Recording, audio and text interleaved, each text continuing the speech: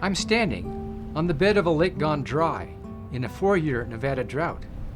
These animals are Mustangs, wild horses, and they seem curious about me.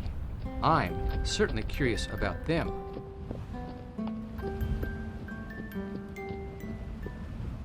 My most vivid memories of Nevada feature Mustangs, stallions guarding rocky eminences, sudden eruptions of territorial violence,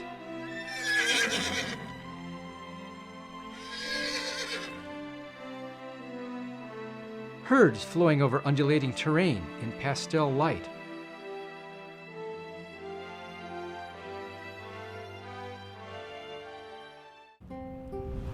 a week later, and 20 miles north on the outskirts of Reno, a black foal is born.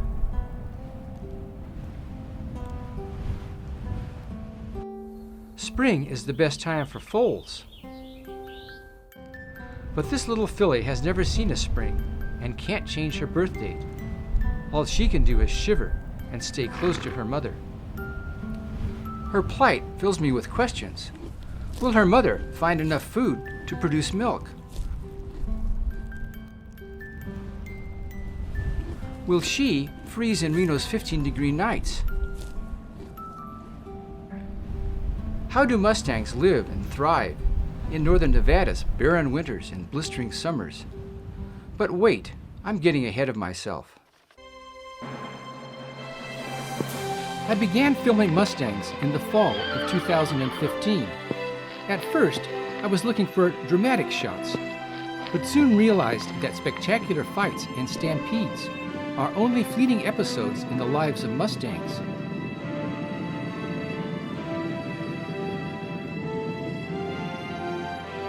The more I watched, the more I questioned. How much do they eat? How long do they live?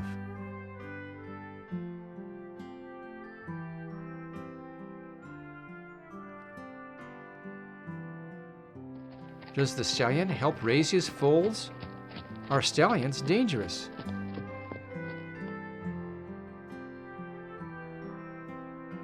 Books gave some answers, but Mustangs themselves were the best source of knowledge.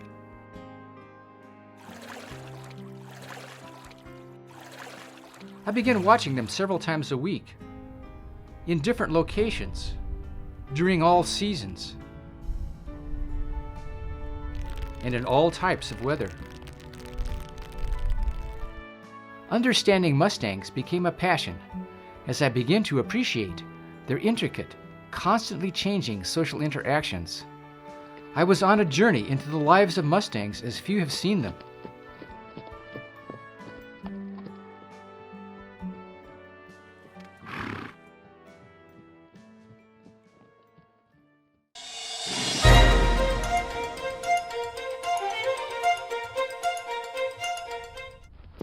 Mustangs reach full adult height at 4 and live about 20 years. Foals are horses of either sex less than 1 year old. Colts are males less than 4 years old. Fillies are females less than 4. Stallions are adult males, and mares are adult females. In winter, when Mustangs have thick coats, it's hard to see which horses are mares and which are stallions without looking closely. By spring, the muscular necks and shoulders of stallions are easier to spot. Nevada Mustangs aren't a separate breed because they descend from abandoned and escaped horses of different breeds. They come in many colors: bay, chestnut, palomino, paint, black, and roan, which is brown or black mixed together with white. Adult Mustangs weigh 1,000 pounds and need to eat the equivalent of 10 pounds of hay each day. They have relatively small stomachs and drift across the landscape, eating as they go. Here's a Mustang skull. These incisors are angled outward to clip plants very close to the ground. There are no teeth in this area. These are the molars.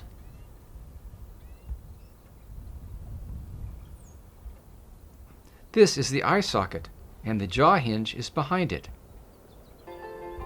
Food is scarce in Nevada, especially in winter. They spend most of their time with lowered heads, seeking green shoots with their strong lips and clipping them with sharp teeth. Mustangs survive on tiny shoots of grass, miniature weeds, and even sagebrush. This bony stallion shows the combined impact of a 4-year drought and winter. In contrast, these spring horses are sleek and fat. Adult horses drink 5 to 10 gallons of water a day. They get some water from green grass and snow, but depend on springs and creeks in summer. They usually stay within a 4-mile radius of their water. Mustangs get salt and other minerals from natural deposits in the ground.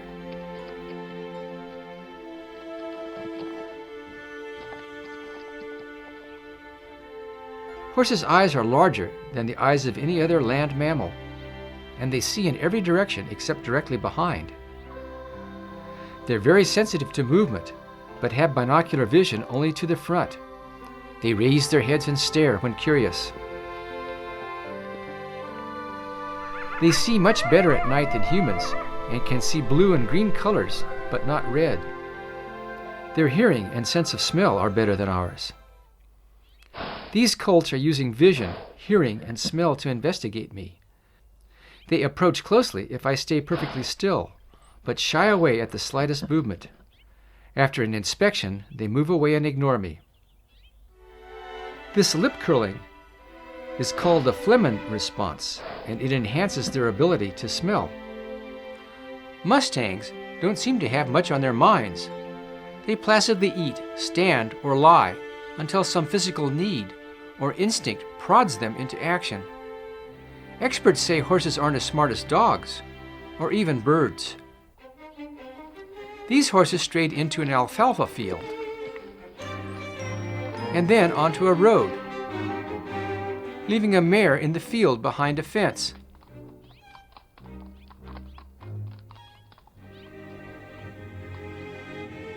They're trying to regroup, but can't remember how they entered the road. The fence has them completely baffled.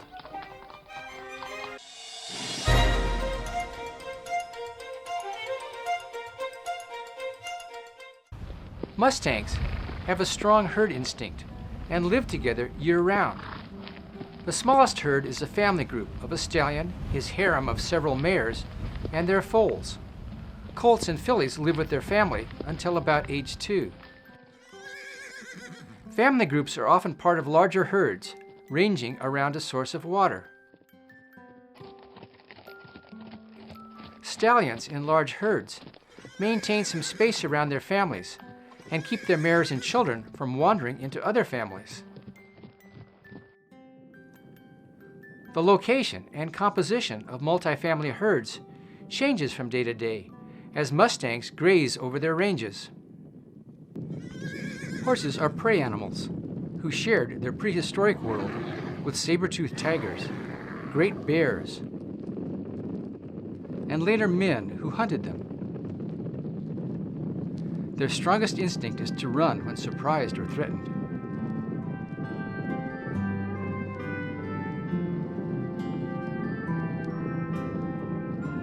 These Mustangs live far out in the desert and flee when they see me at a distance.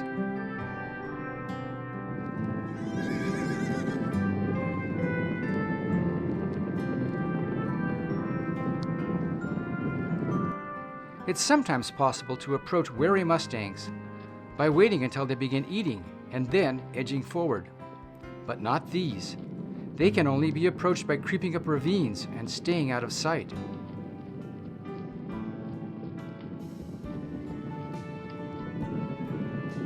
Stampedes may be led by mares trying to protect their foals, or possibly the fastest, most frightened horse. Panicked herds behave like flocks of startled birds. Individuals run because everyone else is running.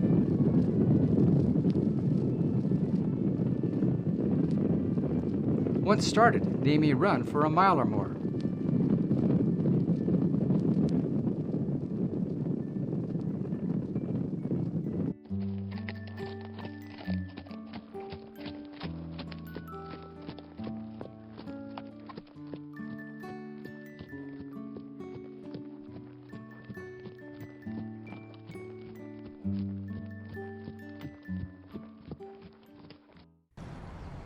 In contrast, these animals live on the outskirts of Reno and come right up to beg for food.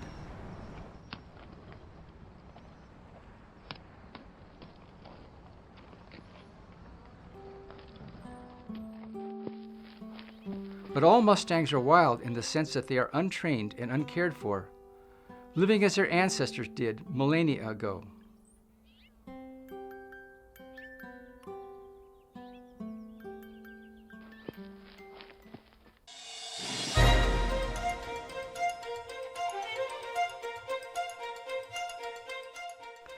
Stallions are lords of the desert, the biggest, strongest wild animals in Nevada.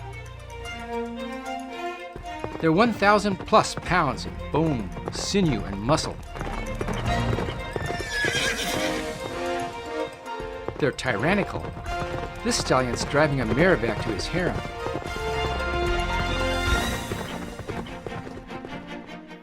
They're protective. I've gotten too close to this foal. Her stallion's coming to warn me away and move her to safer ground. And they're vicious.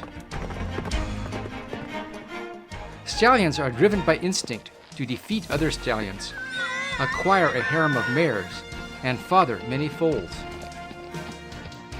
Competition for mares is intense, and stallions don't reach peak strength until about 6 years of age. Fighting stallions can inflict grave wounds or even kill one another. Many stallions bear the scars to prove it. This stallion has a big chunk bitten from his side. This one has fresh wounds on his neck. Stallions use aggressive displays to confront rivals without deadly combat. Many challenges and responses center around piles of droppings, known as stud piles. This sequence is typical: approach, sniff, and display. The prevailing stallion adds his dung to the top of the pile.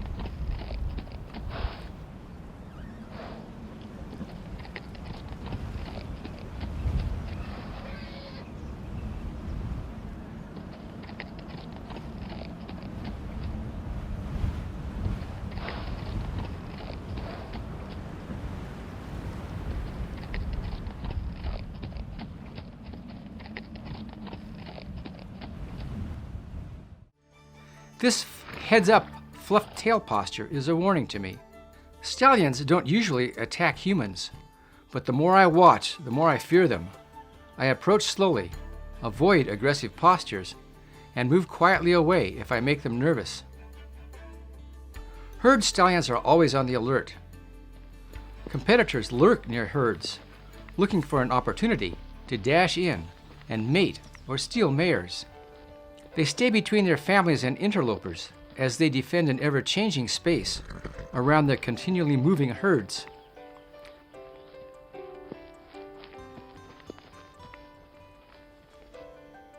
I call this stallion Appy. He's a herd stallion, and he's on a mare hunting trip. His rival comes out to challenge. I call him Lop-Ear because part of his ear has been bitten off. They make a display, enhanced with some kicks, and Appy turns away.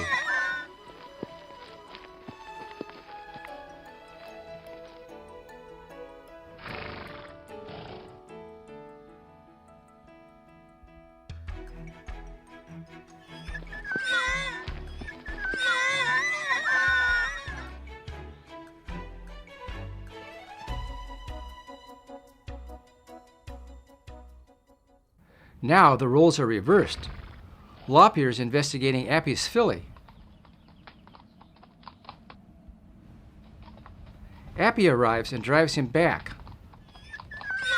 Lop turns to protect his mares from Appy. Herd stallions usually prevent their mares and children from wandering too close to other stallions. These colts are about to get into trouble. They've approached the mares of a nearby bay stallion who came out to challenge them.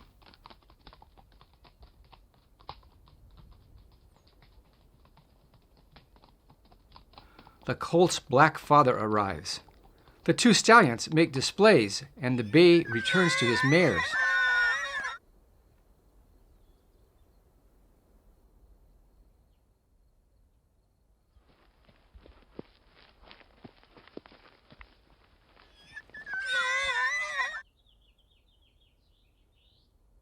But the colts aren't safe yet. Their father lowers his head, making a threat display. The colts know a painful bite is on the way and run back to their own herd.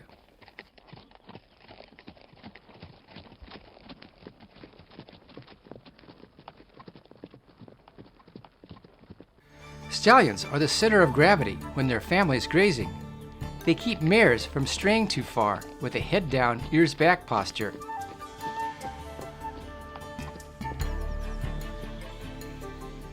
Plus a little chasing.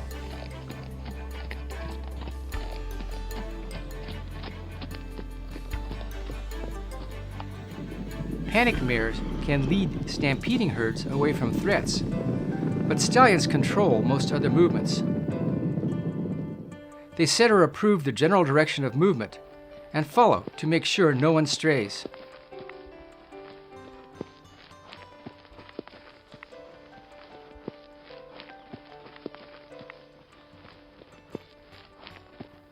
Sometimes they run out to challenge other stallions along their routes.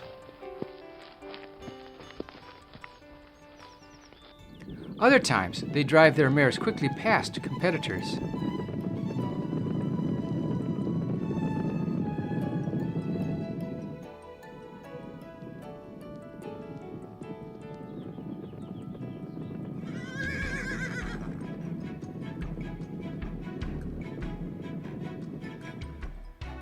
Stallions defend their families against all dangers. They often scout roads before allowing everyone to cross. These mares are coming to investigate me. Their stallion places himself between us. I can imagine him saying, "Stay back, ladies. Let me handle this."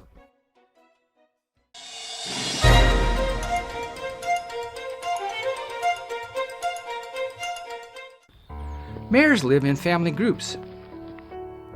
New families are created by stallions, who either collect fillies driven from their birth herds or steal mares from other stallions. Families of mares are relatively stable and remain together if new stallions take over their herd. Mares have their own social hierarchy and establish their status with occasional kicks and bites. They'll also attack mares from other families that drift into their space. Mares don't make obvious threat displays like stallions, so it's harder to see which is the top mare. Dominant mares often lead their herds to food or water. Mares can bite and launch vicious kicks without warning. This one's making me nervous. She follows even when I move quietly away and gets very close. Maybe she's just curious, but I don't trust her. Go away! Get away! Go away! Nice horse, go away! Mares spend their days eating, nursing their foals, and loafing. They're usually eating with their heads down, and not as interesting to watch as stallions. Their most important activities inside their body, where they're making foals.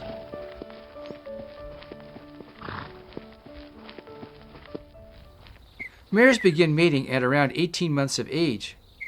They have an 11-month gestation period and come into heat soon after their foals are born. As a result, mares are pregnant for most of their lives.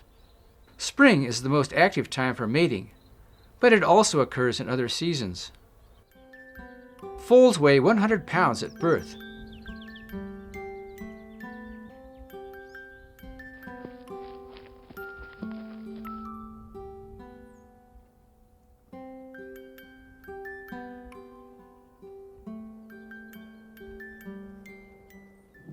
They can run with the herd almost immediately.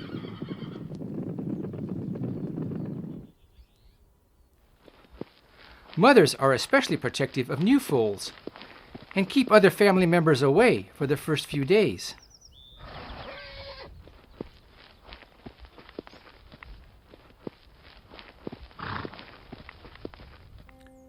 Mares have two nipples located between their hind legs and may continue to nurse until they have new foals.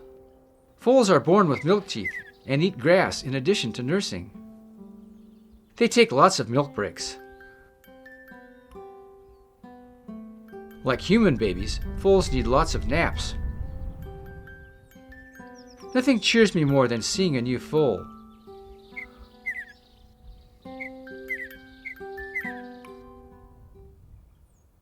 Foals gain about 400 pounds in their first year.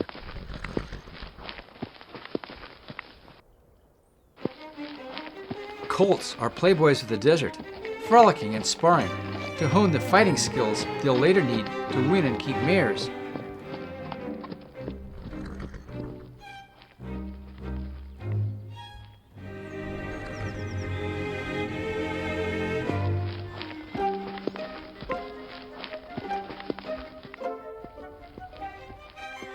This colt has the urge and equipment to mate, but lacks experience with females.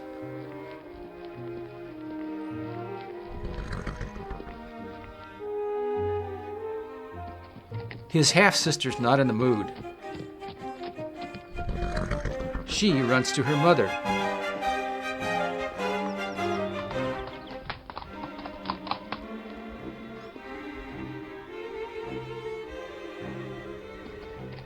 Their father shows proper technique. First, he runs out to confront rivals and clear his space. Then he approaches his mare from the side, where he's less likely to get kicked, and nuzzles her. She seems receptive, so he performs his role in the endless cycle of reproduction.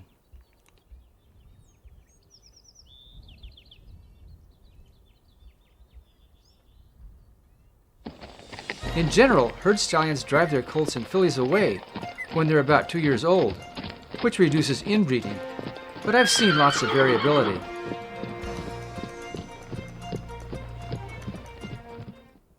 Mustangs spend part of the day grooming each other and work mostly on necks and shoulders. They also roll on their backs.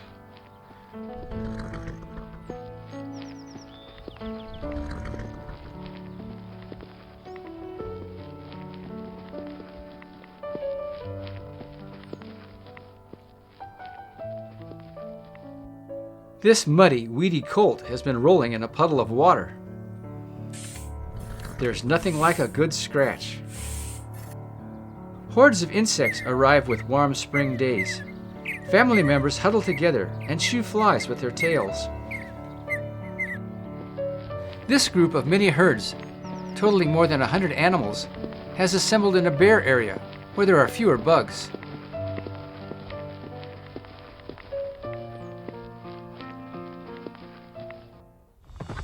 Stallions establish spaces around their families, and soon it's nap time.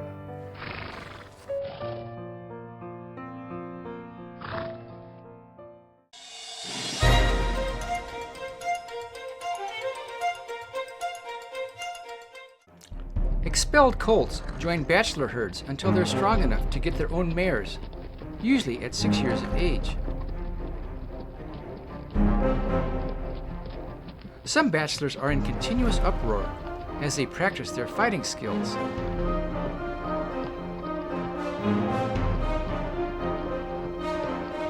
The matches are mostly playful, but real violence can also erupt.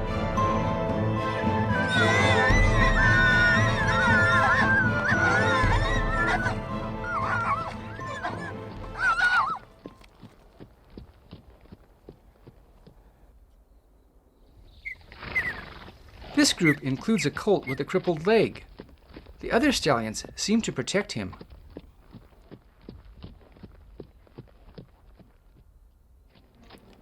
Bachelors have several ways of getting mares.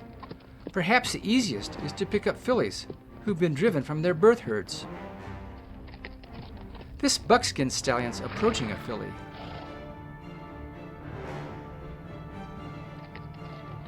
She seems interested in him, but her black father's not ready to let her go.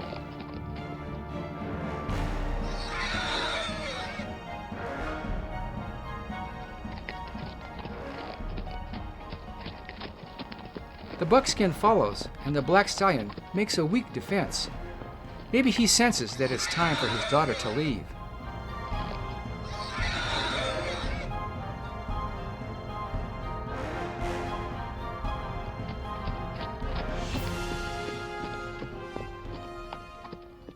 Most bachelors hang around the outskirts of herds, waiting for the chance to rush in and steal a mare.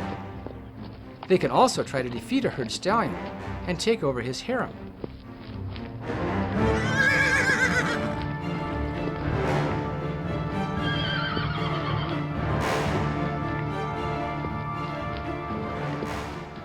Defeating a herd stallion in his prime is a daunting task. These Mustangs are fearless, aggressive, and skilled at fighting. Here's Lop-Ear, trotting out to confront a group of bachelors. All but one wisely move away as he approaches. A fine-looking paint decides to challenge. They posture, and Lop-Ear executes a quick, perfectly aimed pivot kick, which hits the challenger in the jaw.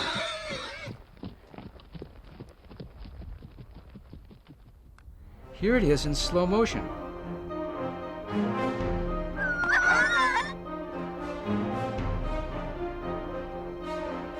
The pivot and kick actually took less than a second, and my natural instinct to fear stallions grows stronger. This old horse was once a powerful herd stallion. Now he leads a solitary life, with birds as his companions.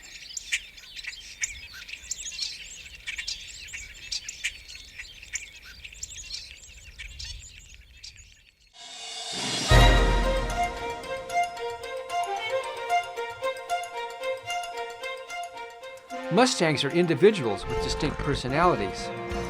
This horse is the model of a herd stallion. He moves his family to good feed, keeps other stallions away, and, judging from the arrival of 3 foals in 6 weeks, does all that a stallion should do.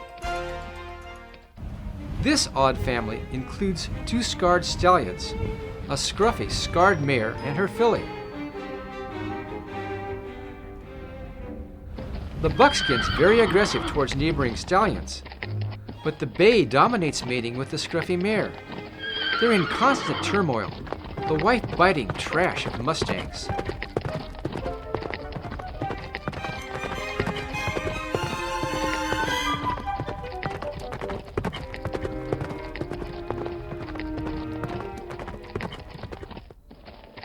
This handsome paint stallion seems to lack a strong mating instinct. He's been guarding his mares from a gray rival for several days. Meanwhile, his colts are mating with his mares behind his back.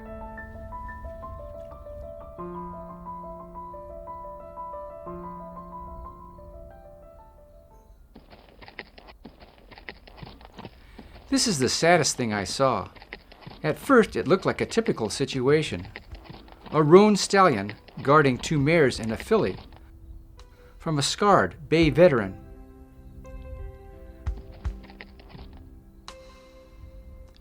Then I saw the stallion roughly herd a foal from the area.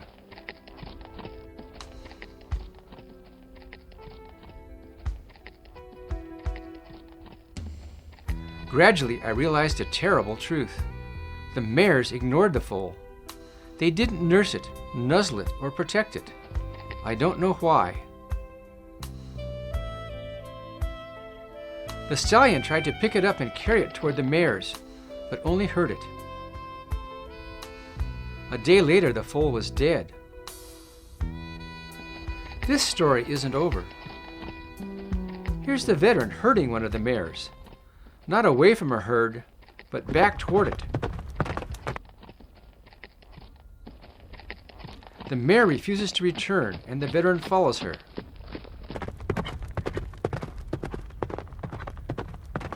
The roan stallion, remaining mare, and filly follow. The roan stallion's reign as Lord of the Desert has been a disaster. He's lost a foal and his harem. The veteran and strong-willed mare are new rulers of the herd. I've filmed Mustangs through fall, winter, and spring.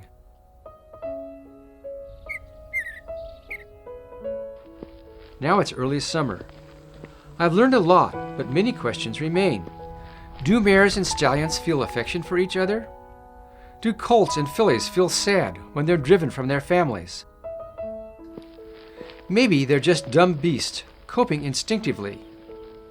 Maybe not. In any case, I love spending time with Mustangs. strong, splendid bodies drifting through spectacular scenery. Tender moments and sudden violence. Rhythms of life from an ancient past, preserved in the present for those willing to watch.